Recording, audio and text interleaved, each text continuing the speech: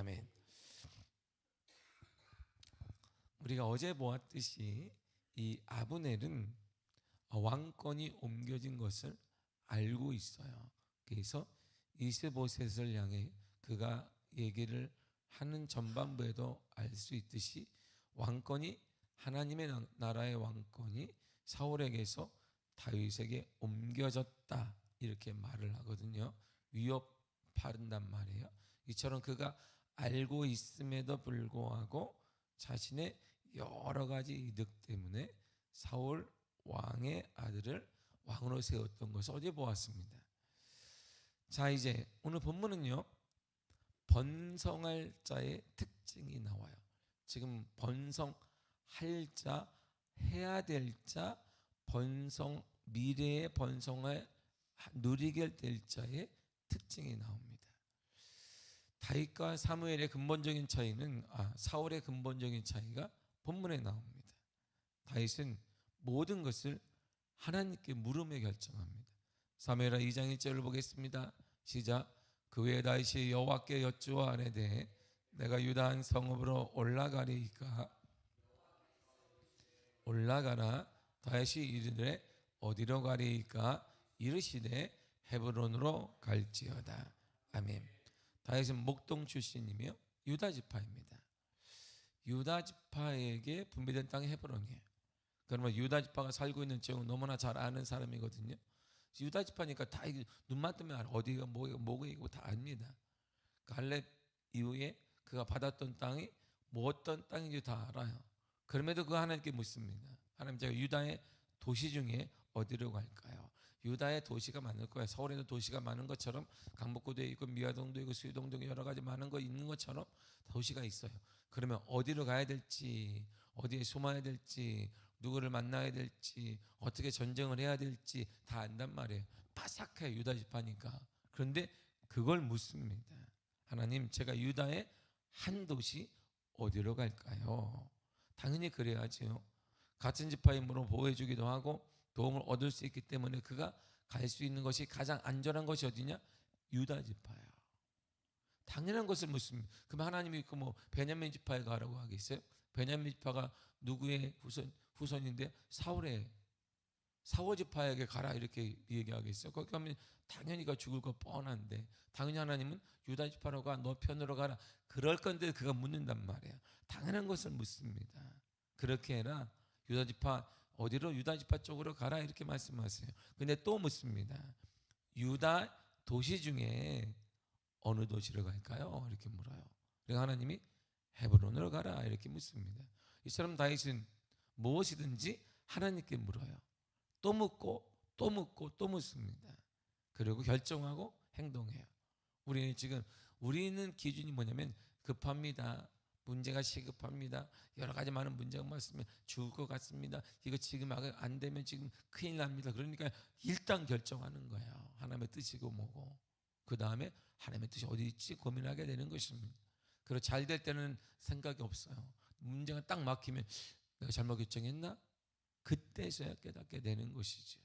아무리 위급하더라도 힘들더라도 촉박하더라도 인간의 생각이고 하나님께 물어야 한다 이란 말이에요. 묻고 또 묻고 또 묻고 그 다음에 결정하고 행동해야 된다 이란 말이에요. 이런 다윗이 받은 은혜를 보세요. 그가 더디고 더딤에도 불구하고 또 묻고 또 물었어요. 근데 사울왕은 묻지 않았어요. 블레셋이 오네? 어떡하지? 사무엘 어디 갔나? 사무엘이 안 보이는데 어떡하지? 얘라 모르 내가 왕이 제사장 그것도 못하겠냐? 제사를 드려버렸단 말이에요. 왜? 암만 위험해도 하나님의 보호하심을 놓고 기다리고 묻고 물어야 하는데 하나님에 대한 신뢰가 없었던 거예요. 여러분들이 아무리 큰 문제가 있더라도 문제가 크든 작든 상관없이 하나님께 물어야 하는 것입니다. 기도하고 묻고 또 물어야 돼요. 이런 은혜를 받은 다윗이 하나님께 받은 게 뭐냐면 두 가지의 복을 받아요. 첫째가 뭐냐면 유다 지파의 왕이 됩니다. 사무엘하 2장 11절입니다. 시작. 다윗이 헤브론에서 유다 족속의 왕이 된 날수는 7년 6개월이더라. 아멘. 자, 유다 지파에서 7년 6개월. 그리고 나머지 그가 이스라엘에서 왕이 33년에서 약 40년의 왕을 누리게 돼요. 하나님께 묻고 물은 결과가 뭐냐면 하나님이 그를 왕으로 세웁니다. 리더로 세워요.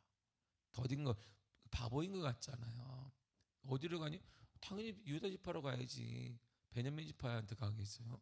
다른 가장 안전한 곳, 자신을 이해하는 곳, 고향 사람에게 가야 되잖아요. 같은 민족에게 가야 되는데 당연한 것인데 그걸 물었단 말이에요. 그러면 유다 지파로 올라가라 그러면 이해하고 가면 돼요. 그러면 자기가 유다 지파 다 알아, 싹싹들이 알아. 근데 어느 도시로 갈까요? 또 그걸 또 물어요. 유다 지파 중에 가장 안전한 곳, 가장 자신이 보호받을 수 있는 거 다 알아요. 근데 그걸 또 묻습니다. 또 물어요.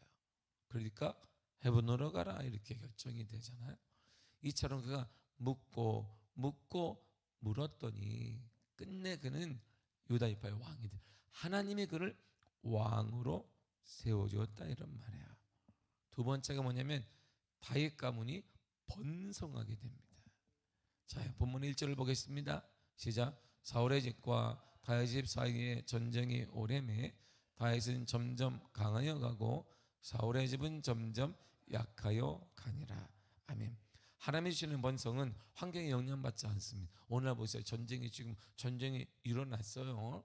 지금 미국에서 이란을 때렸단 말이야. 그랬더니 그 이란만 피해를 봐야 되는 전 세계가 지금 난리야. 지금 이제 우리나라도 곧 기름값이 올라게 돼 있으니 그 기름을 사놓을 수도 없고 참 고민이 많잖아요. 기름을 사놔서 우리 교회 지하에다가 지금 사놔서 저장을 해놔야 되느냐? 응? 기름값이 지금 유조선이 묶여 있다는데 큰일 났네. 여러분들 시간이 되시고 여러분 지하에다가 기름을 팍팍 사놓길 바랍니다. 보세요. 전쟁이 일어나면 다 힘들어. 전 세계가 힘듭니다. 전쟁의 당사국도 힘들지만 사상자가 나오지만 그 주변 사람들이 힘들어요. 근데 놀라운 일을 보세요. 전쟁 중인데 다윗이 점점 강해져요.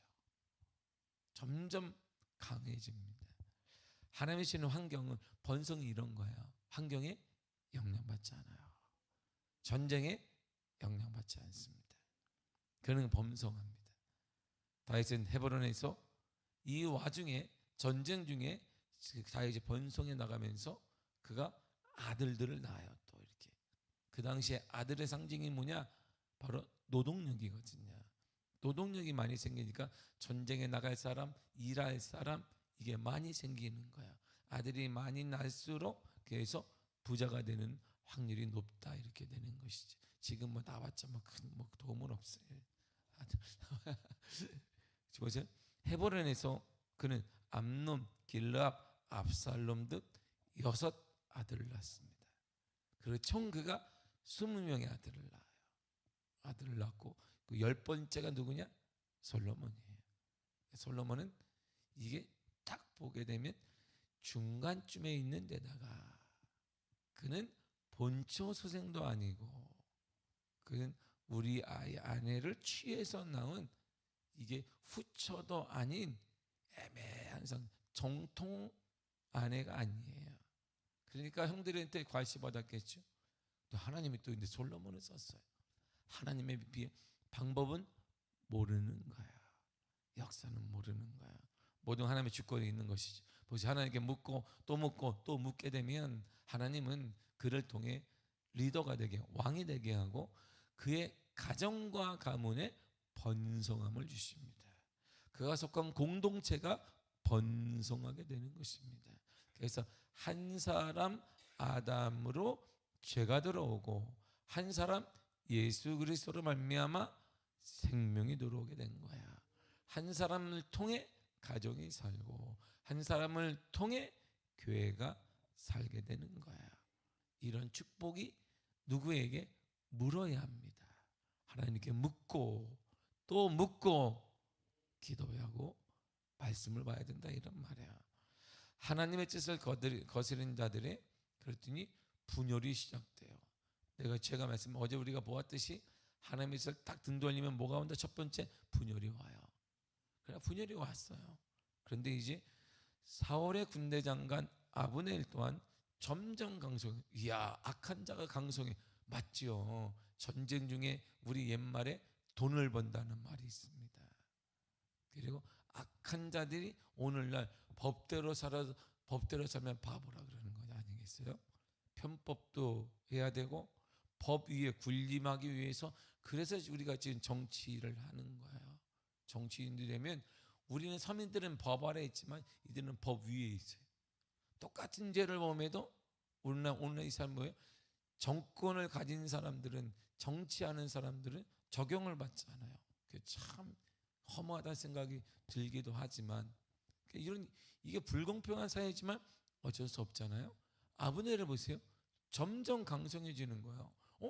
망해야 되는데, 하나님께 등 돌렸는데, 근데 점점 강성해집니다.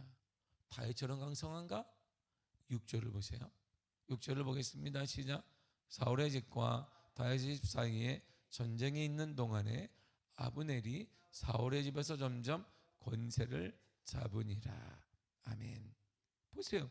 점점 권세를 잡아요. 아브넬도 점점 권세를 잡아가네.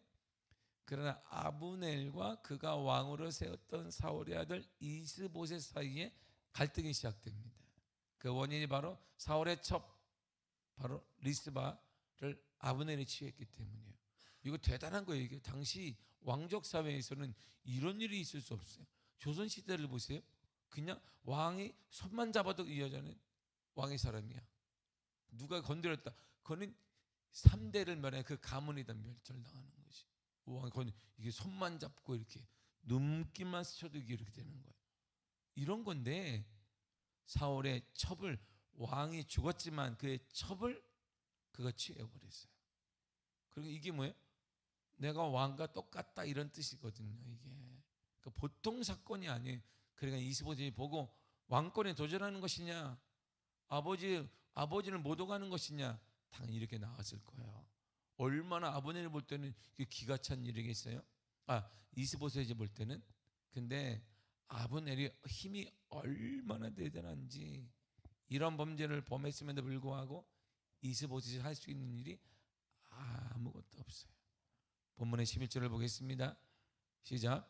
이스보셋이 아브넬을 두려워하여 감히 한마디도 대답하지 못하니라. 무슨 얘기했냐면 이스보셋이 그 얘기를 딱 들으니까, 나를 건드려? 하나님의 뜻을 당신이 몰라? 하나님이 왕권을 다윗에게 옮겼어. 다윗이 왕이 돼야 되는데 내가 당신 세웠어. 당신 죽었어. 다윗이 됐으면 당신 싹 죽었는데 내가 세웠는데 나를 건드려? 딱 그러니까 한마디도 대답하지 못하니라. 옳지 않은데 저건 대답하지 못했어요. 그만큼 아브넬의 힘이 엄청난 거야. 엄청났습니다. 둘 사이의 분열로 인해 이게 아브넬이 식지가 않는 거예요. 이야, 이게 은혜를 원수를 갚아? 이런 분노가 식지 않은 아브넬은 다윗에게 투항하기로 했습니다. 얘랑 모르겠다. 다윗을 찾아간단 말이에요. 투항에 결심하고 이스라엘 전체를 다윗에게 넘기겠다고 제안합니다. 자, 보세요. 다윗이 왕권이 유다 지파는 하나인데 남은 11지파는 이스보셋을 따라요. 그러니까 사이즈가 다르잖아요. 다윗은 한 지파의 왕이고 이스보셋은 11지파의 왕이에요. 그러니까 사이즈가 달라.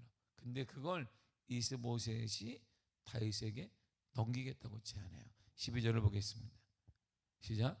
아브넬이 자기를 대신하여 전령들을 다윗에게 보내어 이르되 이 땅이 누구의 것이니까? 또 이르되 당신은 나와 더불어 언약을 맺사이다. 내 손이 당신을 놓아 온 이스라엘이 당신에게 돌아가게 하리이다 하니. 아멘. 보세요. 온 이스라엘, 전체 이스라엘이 당신에게 돌아가게 해주겠다, 이런 제안을 하잖아요. 그랬더니 다윗과 아브넬의 협상의 결과물이 딱 나옵니다. 어떻게 결론이 나느냐? 이렇게 나죠. 21절을 보겠습니다. 시작. 아브넬이 다윗에게 말하되 내가 일어나가서 온 이스라엘 무리를 내 주 왕의 앞에 모아 더불어 언약을 맺게 하고 마음에 원하시는 대로 모든 것을 다스리시게 하리이다 하니 이에 다윗이 아브넬을 보내매 그가 평안히 가니라. 아멘. 보세요. 원래 평안히 가면 안 되잖아요. 다윗이 지금 하나님의 뜻 앞에 반역을 일으켜서 왕을 세웠으니까 아브넬을 죽여야 되는데 아브넬이 걱정하지 마십시오. 당신이 온 이스라엘의 왕이 되게 만들어주겠다. 아브넬은요, 제가 볼 때는 대단한 전략가예요. 일반인은 아니에요. 정말 뛰어난 사람이에요. 왜냐하면 왕을 2번이나 세우잖아요. 이야, 이게 보통인 일이 아니거든요. 사무엘이 몇 사람 세웠어요? 왕을? 몇 사람 세웠어요? 2사람. 2사람 세웠어요. 2사람. 그런데 동일하게 아브넬도 왕을 2사람 세웠어요. 이야, 보통 사람이 아니에요. 이게 정말 뛰어난 사람이에요. 내가 봐도 2사람을 세우겠다는 거야. 그러니까 평화협정이 이루어져요. 나도 좋고 너도 좋고. 왜냐하면 다윗은 특별히 베냐민 지파를 건드릴 수는 없는 거예요. 암만 설득이 안 돼. 왜? 베냐민 지파가 사울왕의 지파예요. 사울왕을 죽였다. 사울왕을 무시했다. 이럴 수밖에 없는 거야. 그의 아들이 또 왕인데 그를 물리쳐야 되잖아요. 그러니까 베냐민 지파는 설득이 안 돼요. 근데 그걸 다 설득하겠다는 거야. 자기가 다 만들어주겠다는 거야. 그러니까 아브넬은 보통 뛰어난 사람은 아닌 거야. 그냥 그의 군대 장관이기도 하지만 뛰어난 전략가야. 머리도 좋았다 이렇게 보게 되는 것이죠. 유다와 이스라엘 사이에 평화협정이 맺어지게 돼요. 그리고 아브넬은 반역자로 처벌되어야 됨에도 불구하고 이스라엘이라는 나라를 세운 공로자가 되어버려. 한순간에 공로자로 바뀌게 됩니다. 그러나 하나님은 아브넬의 의도와 악한 행실을 압니다. 그가 알매도 불구하고 이스보셋을 그걸 협박용으로 썼단 말이에요. 하나님이 당신의 왕권을 다윗에게 맡겼다. 근데 내가 당신 세웠다 살아있는데 내가 그렇다고 나한테 도전을 해? 이런 말이거든요. 왕의 상황이 돼버렸습니다. 그리고 분열을 일으킨 아브넬을 통해 일하시는 하나님의 방법을 보세요. 아브넬은 다윗에게 인정을 받고 평안하게 돌아갔어요. 그러나 전쟁에서 승리해 돌아온 요압 장군 이 소식을 딱 들었습니다. 아브넬이 왔다 갔어? 왔다 갔어? 왔으면 죽어야 하는데 이 소식을 들었어요. 27절을 보겠습니다. 시작. 아브넬이 헤브론으로 돌아오매 요압이 더불어 조용히 말하려는 듯이 그를 데리고 성문 안으로 들어가 거기서 배를 찔러 죽이니 이는 자기의 동생 아사엘의 피로 말미암음이더라. 아멘. 아브넬이 요압 장군의 동생인 아사엘을 죽인 것에 대해 요압이 복수를 했습니다. 그런데 이 복수보다 요압이 더욱더 아브넬을 죽였던 이유는 자신에 대한 자리 때문이에요. 전쟁에서 죽는 건 흔한 것이에요. 이런 것도 있지만 더 중요한 건 신임을 얻고 간 거예요. 다윗 왕에게. 보통 신임이 아니잖아요. 그러니까 그 자리가 내 자리인데 아브넬이 차지하게 생긴 거예요. 또 직급이 같아요. 사울의 군대 장관, 나는 다윗의 군대 장관. 근데 또 아브넬은 다윗과 협상을 맺을 정도로 대등한 관계가 되니까 이 자리에 누구 거겠어요? 아브넬이 차지할 것 같단 말이에요. 그러니까 이 권력 다툼 때문에 그걸 죽이게 된 거예요. 자신의 자리가 흔들릴 수 있다는 인식 때문에 아브넬을 죽여서 자신의 자리를 공고히 하게 된 것입니다. 아브넬의 죽음으로 그런데 요압은 승리했어요. 이야, 이제 내 적을 이제 단숨에 끝냈다고 하지만 가장 공경에 처한 사람이 다윗이에요. 다윗. 아브넬은 이스라엘 장로들을 만나요. 설득합니다. 당신들이 왕으로 세워달라고 했지 않느냐, 다윗을. 내가 다리를 놔서 세우겠다. 그리고 베냐민 지파 사람들 찾아가요. 사울왕이 그렇게 죽은 것은 안타까우나 하나님이 사울왕 밑에서 사위로 자랐던 그 사람 다윗이 이스라엘 왕이 되게 하는 것도 축복이다. 설득을 합니다. 그러니까 뛰어난 언변가인 거예요. 그러니까 아브넬은 삶이 이렇지만 탤런트가 너무나 많은 거예요. 그 당시 가장 용맹한 군사 장관이기도 하고 언변가기도 하고 설득가기도 하고 요압이 갖지 못한 탁월함이 아브넬에게. 그러니까 요압이 그를 두려워할 정도에 죽였는지를 알 수 있어요. 요압은 용맹하기는 했지만 이런 탁월함은 없어요. 아브넬은 다 가졌습니다. 그래서 다윗을 왕으로 받아들이게 모든 사람을 설득해요. 이스라엘 장로들과 베냐민 사람들까지 설득해서 그를 다윗에게 섬기게 만듭니다. 그런데 그가 죽음으로, 이 죽음이 다윗에 의한 것이라면 온 이스라엘의 왕의 자격을 다윗이 잃어버리는 거예요. 우리를 이렇게 설득해서 왕이 되게 했는데 다윗이 죽였다? 그러면 다윗이 온 이스라엘의 왕이 되는 것이 끝나게 되고 분열이 더욱더 견고해지게 되는 거예요. 그래서 다윗은 당할 수밖에 없어요. 이 바보 같은 요압의 생각이 짧은 거예요. 항상 이렇게 아브넬 같은 생각이 없는 거예요. 아브넬 같은 이런 뛰어난 머리를 갖지는 못했단 말이에요. 이 위기를 다윗은 진실된 마음으로 대처합니다. 위기 때에는 편법을 쓰면 안 됩니다. 하나님과 영적인 위기가 오거든 편법을 쓰지 말고 진실돼야 합니다. 사람에도 마찬가지예요. 위기가 오거든 거짓을 쓰지 말고 진실해야 됩니다. 진실된 자를 하나님은 찾고 있는 거예요. 이 위기를 어떻게 대처하는지 보세요. 32절을 보겠습니다. 시작.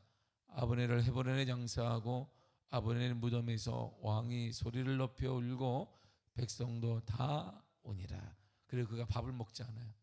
식사해야 됩니다. 왕이 그랬더니 해가 뜨기 전에는 밥을 먹지 아니하리라. 식사, 그건 진심이 통해요. 이 진심에 모든 백성이 울게 됩니다. 위기 앞에, 어려움 앞에 여러분 우리를 망하게 하는 것은 편법이에요. 진심을 갖고 진심으로 대해야 됩니다. 그러자 이스라엘과 베냐민 사람들이 다윗을 이렇게 평가해요. 37절을 보겠습니다. 시작. 무슨 일을 하든지 우리가 다 기뻐함으로. 36절 7절을 제가 읽겠습니다. 이날에 온 백성과 온 이스라엘이 내레의 아들 아브넬을 죽인 것이 왕이 한 것이 아닌 줄을 아니라. 진실하게 통하니까 왕이 한 게 아니구나. 왕이 한 게 아니구나. 그리고 그를 왕으로 받아들여요. 이 위험한 사건은 다윗과 이스라엘 지파의 위기가 아니라 다윗이 온 이스라엘의 왕이 되는 축복이 됩니다. 위기가 축복으로 변화돼요. 어떻게 대처할 때? 진실돼야 된다 이런 말이에요. 사람은 진실해야 됩니다. 진실해야 돼요. 사람은 정직하고 진실해야 합니다. 진실이라는 뜻은 앞과 뒤가 다르지 않은 사람이에요. 사람이 보는 것과 내면이 똑같은 걸 말하는 거야. 사람 다 속일 수 있습니다. 우리가 본인 다 감출 수 있어요. 그러나 하나님은 다 아신다 이런 말이에요. 하나님은. 36절을 보겠습니다. 다시 읽겠습니다. 시작. 온 백성이 보고 기뻐하며 왕이 무슨 일을 하든지 무리가 다 기뻐함으로. 보세요. 온 백성이 기뻐요. 온 백성이 그를 신뢰합니다. 온 이스라엘 왕이 된 거예요. 가장 큰 능력은 진실된 거야. 정치도 진실되게, 자 진실, 그리고 가정도 진실되게, 사람도 진실된 자를 하나님 만남을 허락하시고 은혜 허락하시고 역사를 허락하여 주시는 것입니다. 진실돼야 합니다. 진실돼야 돼요. 하나님의 방법에 눈을 떠야 돼. 하나님의 방법에. 39절을 보겠습니다. 시작. 내가 기름 부음을 받은 왕이 되었으나 오늘 약하여서 스루아의 아들인 이 사람을 제어하기가 너무 어려우니 여호와는 악행한 자에게 그 악한 대로 갚으실지로다 하니라. 아멘. 보세요. 여호와는 악행한 자에게 악한 대로 갚으실 것입니다. 하나님의 방법 딱 정해져 있어요. 하나님은 악함은 악함으로 갚으시고 정직함은 정직함대로 인도하시고 선함은 선함대로 갚아주신다, 이런 말이에요. 예레미야 17장 10절에 동일한 말이 있습니다. 시작. 나 여호와는 심장을 살피며 배부를 시험하고 각각 그의 행위와 그의 행실대로 보응하리니. 아멘. 하나님은 속일 수 없어요. 진실이 그거인 거야. 진실은 겉과 속이 같은 거야. 겉과 속이. 그래서 오래 사람을 상대하게 되면 몇 마디 나눠보면 알 수 있는 거야. 이 사람 진실된 사람인지 아닌지, 그냥 말만 잘하는 사람인지 아닌지 금방 알게 되죠. 사람도 알 수 있는데 하나님이 모를까? 그렇지 않아요. 나는 왜 가만히 놔두죠? 하나님 가만히 놔두는 이유는 베드로에게 하나님이 답을 딱 주었어요. 여기 주님 여기 보니까 잡초가 있는데 뽑아버릴까 하니까 놔둬라. 놔둬. 추수 때가 되면 구분이 돼. 네가 지금 뽑다가 알곡도 상처를 받게 될 것이니 놔둬라, 이런 거예요. 하나님은 놔둬요.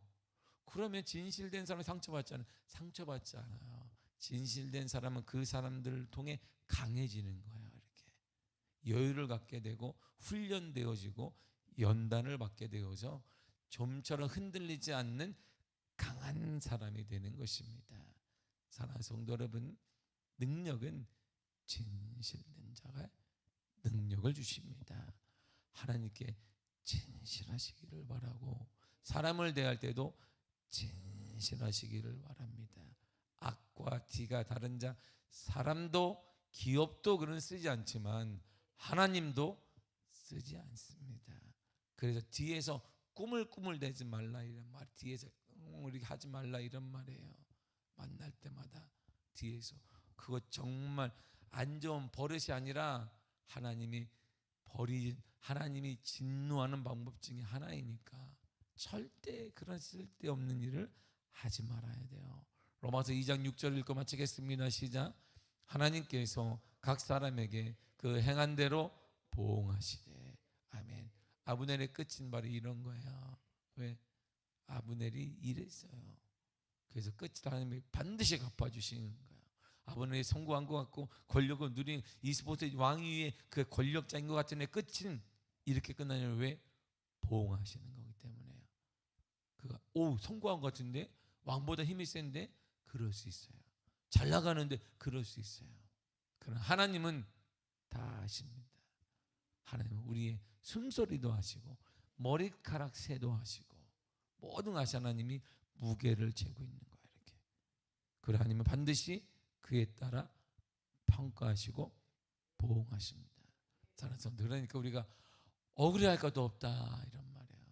하늘 주를 위한 것, 늘 얘기하지만 하나님은 이 땅에는 딱 두 가지만 남아요. 지금 내가 먹는 것, 안 먹고 있으면 그것도 없네. 우리는 지금 먹고 있는 것과 주를 위해 한 것만 난 거야. 그것만 내 것이야. 내 것. 앞으로 냉장고에 있는 거, 그거 우리 거 아니야. 가다가 우리가 어떻게 될지도 모르는데 냉장고에 열다가 쓰러질지 몰라.